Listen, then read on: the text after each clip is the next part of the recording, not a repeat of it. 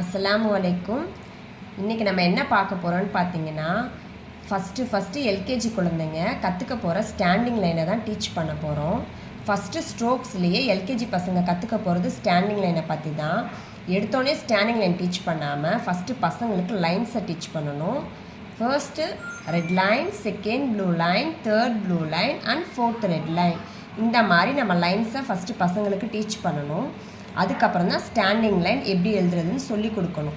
Standing line எப்படி எழுதுறதுன்னு பார்த்தீங்கன்னா, first red லைனில் ஒரு டாட் அண்ட் தேர்ட் ப்ளூ லைனில் ஒரு டாட், அதே மாதிரி செகண்ட் ப்ளூ லைனில் ஒரு டாட், தேர்ட் ப்ளூ லைனில் ஒரு டாட், இந்த மாதிரி வச்சு கொடுத்துட்டு ஜாயின் பண்ண கற்றுக் கொடுக்கணும் பசங்களுக்கு. ஸ்டாண்டிங் லைன், ஸ்டாண்டிங் லைன், இந்த மாதிரி ஸ்டாண்டிங் லைன் எழுத பசங்களுக்கு சொல்லி கொடுக்கணும்.